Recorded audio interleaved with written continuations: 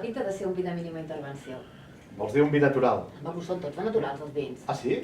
Jo pensava que n'hi havia de naturals. N'hi ha d'artificials, no? Bueno, ara, no hi ha vins d'aquests que es fan en polvos? Si el vi es pogués fer en polvos, que dius tu, ja t'asseguro jo que no quedaria ni una vinya en tot el món, amb el que costa de cuidar-la. I doncs què és un vi de mínima intervenció? Doncs és un vi que no està manipulat per l'enòleg en el celler. És un vi que es fa a la vinya, cuidant-la amb el màxim respecte.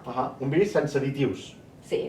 Exacte, un vi sense clarificar, sense filtrar, sense afegir-hi punyetes. Exacte. És un vi autèntic, que es mostra tal com és, i no cal dir-ne naturals. Prefereixo poder que dels altres se'n digui vi industrial.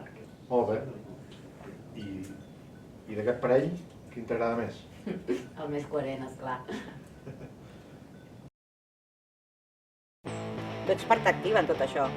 Tanca el cercle, demana vi català.